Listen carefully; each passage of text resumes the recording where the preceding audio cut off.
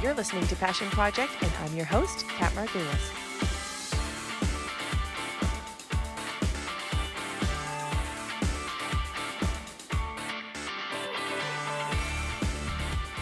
Hi, everybody. This is Kat from Passion Project, and today I have with me Story. Hi, Story. Hi, everyone. Story is a Juno-nominated artist from Toronto. Her debut album, Chapter 3, The Come Up, was released in February 2020 to critical acclaim, and then since then she has been nominated for a Juno Award in the category of Reggae Recording of the Year for her song Another Man, which was produced by Sly and Robbie. And I'm so excited to have you. Thank you so much for being on the show today. Thank you so much for having me. I really appreciate it. Yeah. So, COVID has been a really interesting time for everybody, but I find especially for performers and people who work with audience, just watching like my husband's sports teams now, to see them playing without an audience, it's really wild. So I'm curious to hear, how are you doing what you do differently during times like this where you can't just get up in front of a group of people? Yeah, well, I mean, one is you have to kind of be your own source of energy.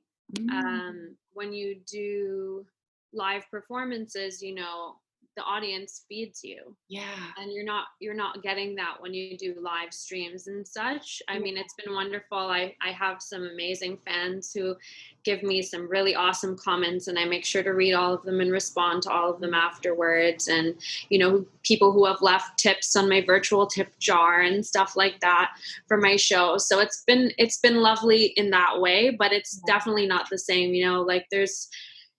There's a reason that they say what we say is only 10% the words we use and 90% body language and energy. And we have a little bit of that, that those gestures we can see on the screen, but that energy element is really gone. And so it's quite difficult.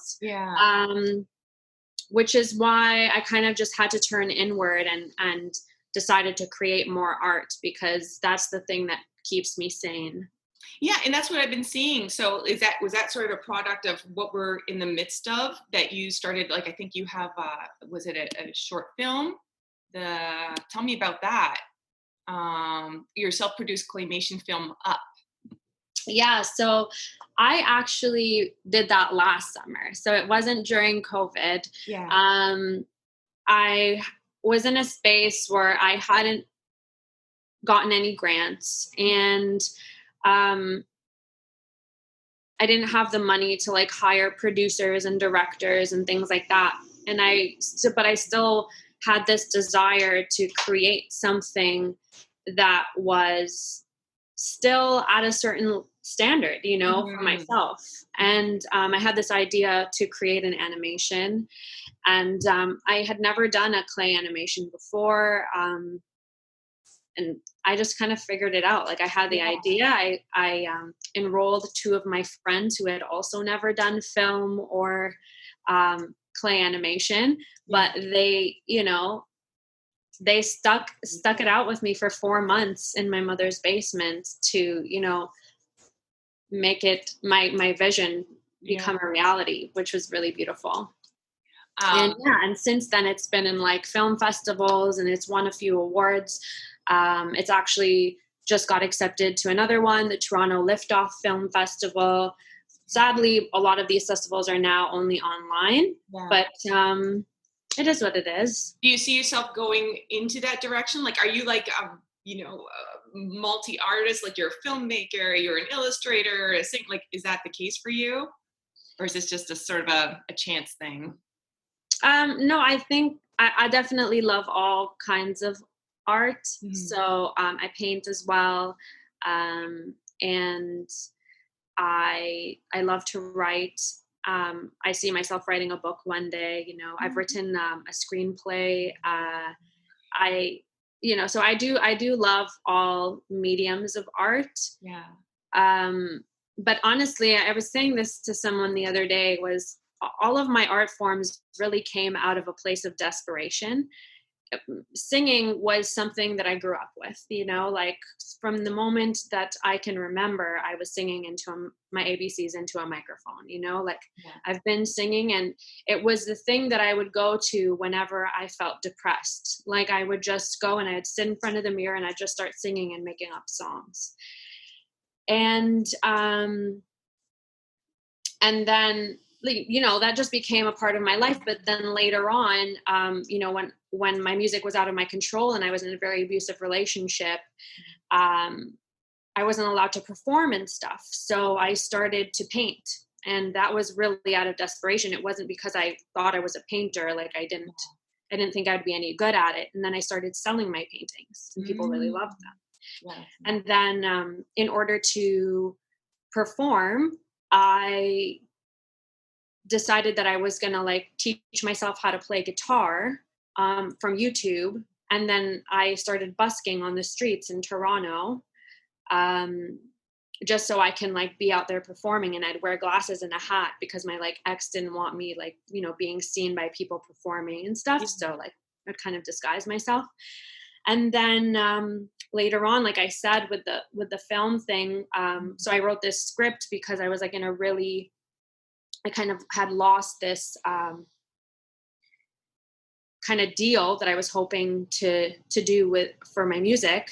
And so I ended up writing a script about my life. I don't know. I was just like in a place and I wanted to do it. And then similarly after that, the production of the clay animation was really like, oh, well, I can't get the funding and directors to do my thing, so I'm going to just do it. Yeah. And then after that, the thing with COVID, so I'd worked all my life to create this project, Chapter 3, The Come Up, and not even 30 days after it comes out into the world shuts down. And literally the day that I'm about to fly to the Junos was the day that they got canceled. So I'm all packed. I'm ready to leave to the airport. Oh my God. And I get the message that they were canceled. So, again, I'm in this state of desperation. So I'm like, okay, I'm going to make another album. Who puts out another record after they just put out a record? Yeah. I don't know, not a lot of people put music out in such a quick time frame. Yeah. But for me, art has always just kind of been that thing. And I think a lot of people say, like music saved my life. And I guess I could kind of say that in my instance. It's like art saved my life. So every time that something just didn't seem to go right, I created. And that was my outlet. Yeah. I mean, it's twofold, right? Like it's cathartic, so it's like you get to feel all the feelings and everything. Like I started the same way. I finally wrote my book because I was so desperate, I had no other option, and it was healing and cathartic. But it makes you wonder, like, it seems like art and music, like it does come from breakdown. I mean, can you just write from like everything is wonderful? I don't know. I don't even know if I could do that. Or could you do that? I don't know. Does it have to come from breakdown? I wonder. I don't think it does. Yeah. And to be honest, when I've been at my lowest points, I couldn't make anything because I was debilitated. Right. It did take a level of self-care and reflection to then create something that was meaningful. Because otherwise it would have just been a lot of anger and a lot of frustration and a lot of sadness and not necessarily a lot of coherency. Right. So yeah, I think I don't think that you need to be in like tremendous pain to create amazing art.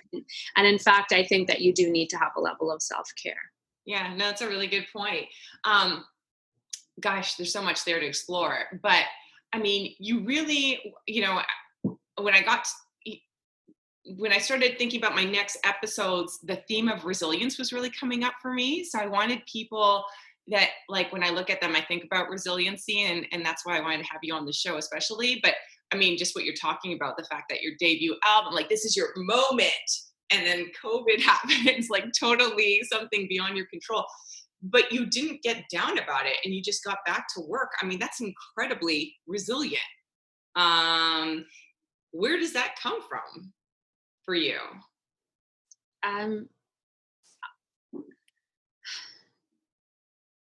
So I think that some people just don't really have a choice. We have to, there are things that have happened in my life that seemed so much more um, traumatic Mhm. than, these other things. So I think I have had practice in resilience in a sense. Mhm. I was coerced into the sex industry. My boyfriend abused me. He took all of my money, stole all of my music after, so it was, I was like being tortured for a very long time. Yeah. And when I got out of that, it was like, okay, well, now you're kind of getting a little too old to start getting into the music industry.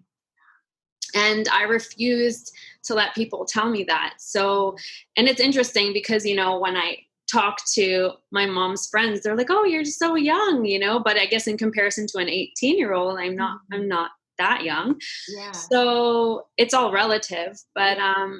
so there's always been kind of this thing that has been in my life that has just kind of stood in front of me, like this brick wall. It seemed every time I would get a little bit ahead, there would be something there.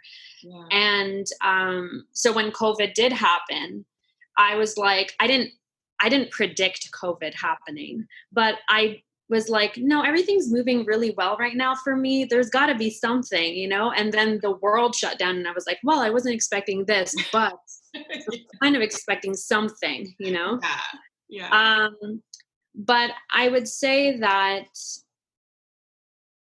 I don't really know, to be Yeah. honest, where that internal Survivor. desire, this kind of survival mode. I think that's really what it is. It's like you go into this space, and people who have lived through very traumatic experiences, they build certain characters that help them get through a certain situation. Yeah. And I was talking to my therapist, and she was like, you've built this person who helped you get through a lot of these terrible times. She's like, but you need to now thank her for what she's done and let go of her, because now you're not in that place anymore. And I was still kind of living in this kind of survival mode. Yeah.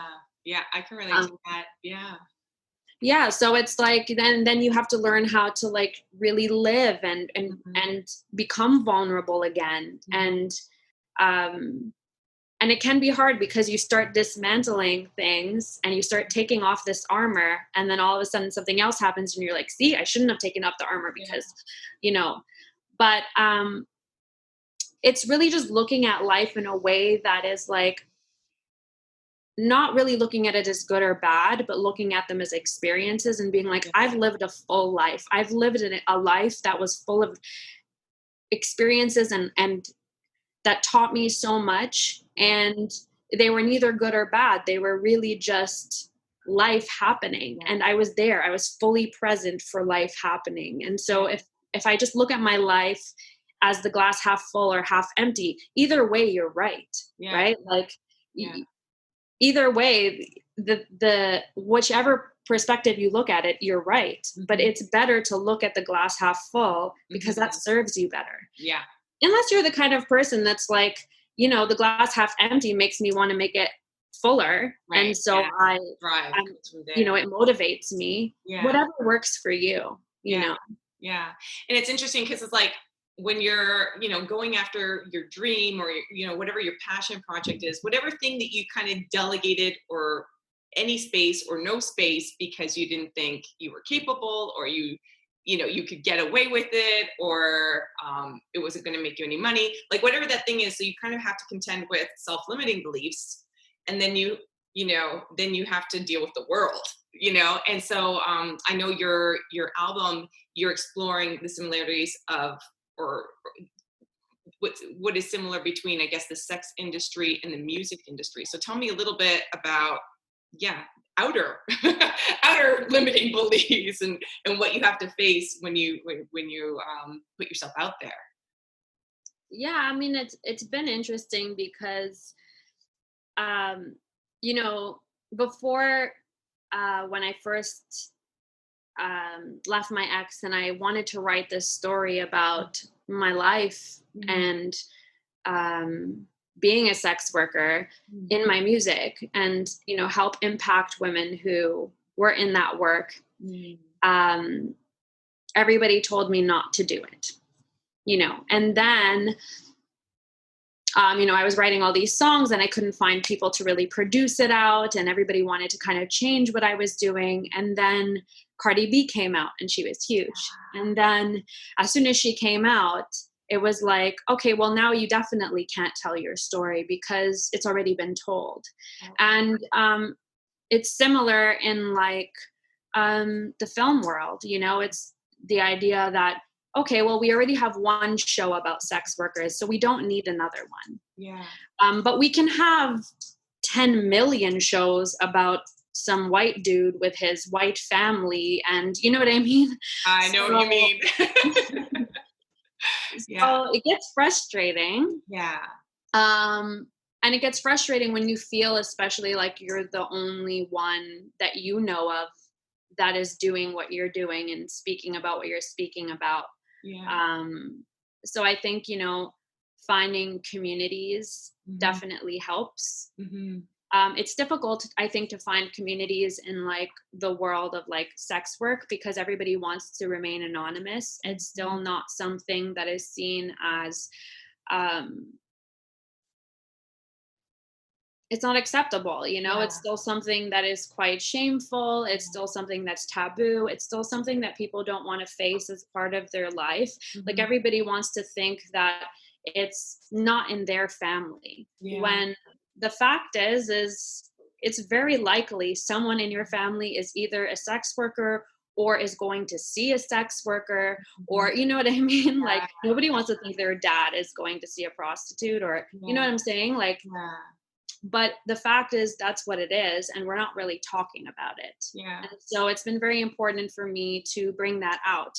And then also then on the other side of things, there was the you know, Me Too movement with the entertainment world especially. And now it kind of seems like that trend is over and we're good now, you know, life is good, we're women are equal now. And it's like, no. And there's a lot, I find that ever since the Me Too movement, there's been a lot more gaslighting, because people are using terms like feminism and empowering women and, you know, as ways to make themselves look like they're actually caring and non-misogynistic people, when really they're just that, and they're gaslighting you into believing that there are these great people that are not holding you back from these opportunities. So and it was, you know, I look at the parallels and I go, okay, well, at least at the strip club, you give me $20, I get naked. It's a very clear transaction. Whereas in the music industry, it's like someone wants to sleep with you. They won't tell you explicitly necessarily they want to sleep with you, but they'll like corner you into these sorts of uncomfortable situations. And there is no clear exchange. Like, I don't know that if I sleep with you, you're going to produce my record. There's no clear transaction. So I was like, you know what? I actually prefer this industry because at least I know what I'm getting. I do this, I get this. And when I'm in this world, I don't know what I'm getting. And with the Me Too movement, I mean, you heard about a lot of stuff going on in the film industry and in corporate world and in political world, but I don't remember any conversations about this in the music world, which is like such an obvious place for it. Now that you bring that up, I'm like, I don't remember any producers being called out for that. You know what I mean? That's so interesting. Well, I think because it also happens under a very, like when we go into the studio, sometimes you're just with one other person or a few other people, whereas like on a set or like, you know, there's more people around. I don't know. Like, I'm not really sure why that's the case. It's hard because it's also an industry where you spend so much time with a producer, you spend so much time with these people that you're working with. They become sometimes friends, and often people become lovers and like mutually Right. Yeah. mutually agreeing, like lovers, Yeah. like, you know, they're Yeah. together, whatever. And Yeah. then there's a lot of manipulation and Yeah. some coercion. Yeah. Uh, Yeah. but yeah, it's a little less clear, I think. Yeah. And it's also interesting, like, like you've created your baby, this album, and it's just interesting how that sort of butts up against people's expectations, or the business of selling what it is that you create, whether that's a film or an album or a book. Like, you have this thing and now it's no longer yours, right? And Mhm. people start to take ownership, or direct you on that. And I guess, what is your experience as far as like how much you give and how much you hang on to, like, for the integrity of it or for yourself? Like if I was to, for example, sign with a label or a publisher or something like that. Or like, let's say you want to do another album, and you're like, this is where I want to go, and then they're like, well, no, we were thinking maybe you would go like do this instead, or do another one just like this before you do. You know what I mean? When Mhm. people start to kind of direct you have a muse, and now people are like inputting on your muse and in your direction. Like, Right. yeah, how do you have you had that experience, and like, do you just kind of like dig in your heels and go, no, this is my vision, or do you try to collaborate or work with that? So, I mean, at this point, I'm Yeah, completely independent, that's amazing. Yeah. which also means that I have no money.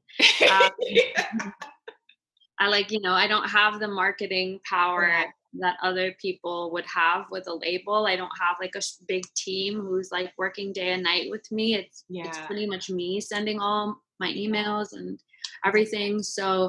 Um, so I get to make all my decisions, That's amazing. which is Wow. great.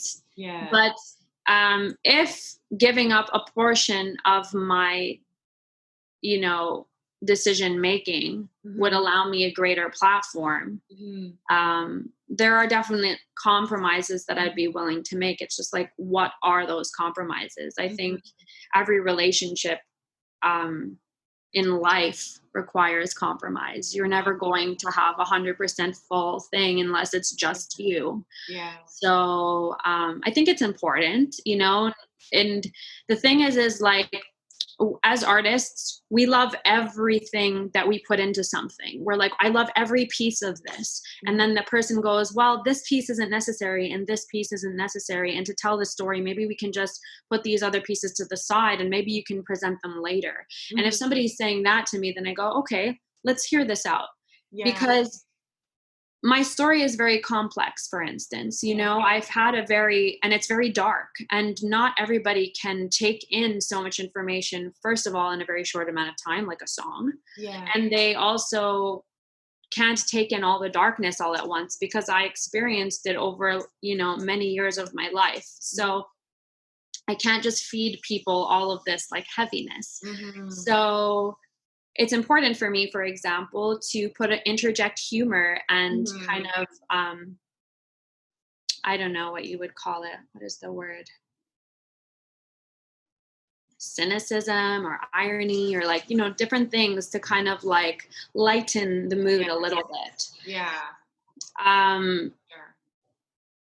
And I think that's important because I have to give my audience things in a certain way and in little bits for them to be able to digest. Mhm. And so it's really great to have an outside perspective going, I know you love everything because it's you and it's your life and it's your art, but these pieces aren't necessary. And you really have to gauge that person's intentions and like how they're speaking to you. Are they giving you constructive criticism? Are they giving you solutions, or are they just shitting on you? You Yeah. know what Yeah. I mean? Yeah. And if that's the case, then you got to go, okay, this person's just power hungry. I don't need to listen to them. I have to so it's a delicate, balance. It's a dance, really. It's Yeah. not really, there's no real clear answer on that, I would say. And you're so versatile. Your music is, you've got opera and you've got R&B, and it's amazing. Is there somebody that you look up to, or like, because you are independent, you know what I mean? You don't have all these kind of people inputting. Is there somebody that's kind of like your guidepost, or something that anchors you? I would say like my inner circle, Mm. my close friends and family are what really support me. Mhm. Um, because there's a lot of times when I don't get the response or the numbers or whatever that I'm expecting from the quality of work I'm putting out in the world. Yeah.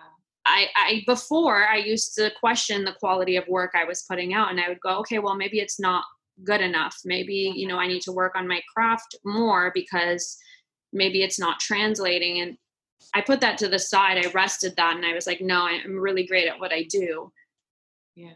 But there's other things there. There's, marketing tactics. There's the business side of things that I'm definitely not as savvy about, and that I also just don't have the money to put towards in the team and the manpower. So, where was I going with this?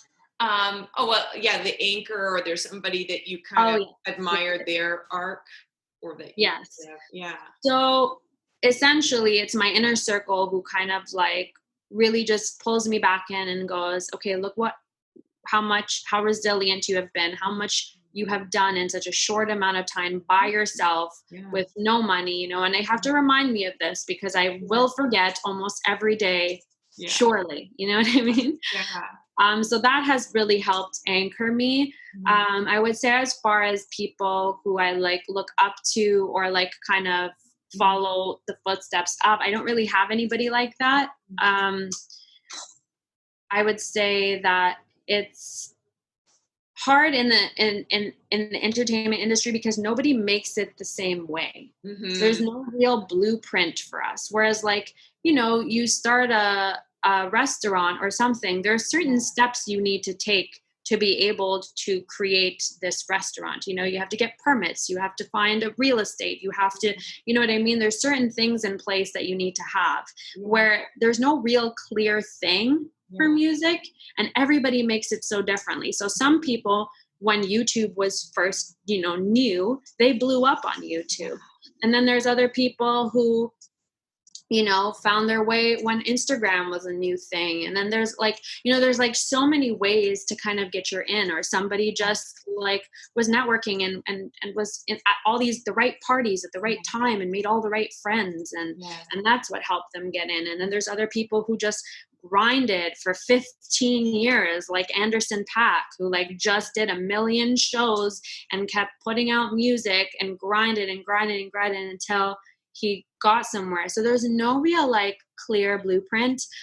I would say I have a few friends who have been like, meeting up with me once every couple of weeks for an hour, and they'll kind of like point me in a direction or introduce me to a new person. And so I've been very blessed to have people like that. That's awesome. Yeah. And okay, so you've got I think you have a new album coming out, or tell me what's next for you. Yes. So it's an EP. So the first one I did was a concept album. As you said, it's talking about the parallels between the sex industry and the music industry, and me really just having one foot in each world. And this new project, it's a short project. It's going to be 16 minutes long. And it's called Interlude 19. And basically it's about, it's called interlude because an interlude is really like a space and time that separates two parts. So before and after. And they're different, right? Each section is different. And this little interlude is kind of what we're living in right now. It's like a time of reflection. It seems like a bit of a revolution in a way. And it can go either way, I think. Like it can move things in a positive direction or a negative direction, depending on how people view it. And so I've taken this time to reflect a lot. And so all my pieces are really about this kind of reflection that I underwent during this time. Very cool. The next single is coming August 5th. It's called Worth. and we'll have a video for that. The whole thing is actually a visual album as well. So me and the director Karima Issa, she actually directed Money Ain't Free and the video for No One. Okay. She's done a visual album for the entire 16-minute record. Cool. And that will be coming out with the project in September. Oh, perfect. Okay, great. Awesome. Yeah, so I'm really excited. Like, it's all done pretty much. We did it in 10 days. Like, we wrote it, we recorded it, and we shot all the visuals in 10 days at our friend's retreat called Collabo Camp, which is like near Belleville. Okay, cool. And we went out there and just the two of us worked for 10 days and made this project happen. Oh, so that launches in September. Yes. I can't wait to see that. Well, yeah, thank you so much for being on the show. I'm like, I got to have you back when you get the screenplay out, and then again when the book comes out. I'm really excited.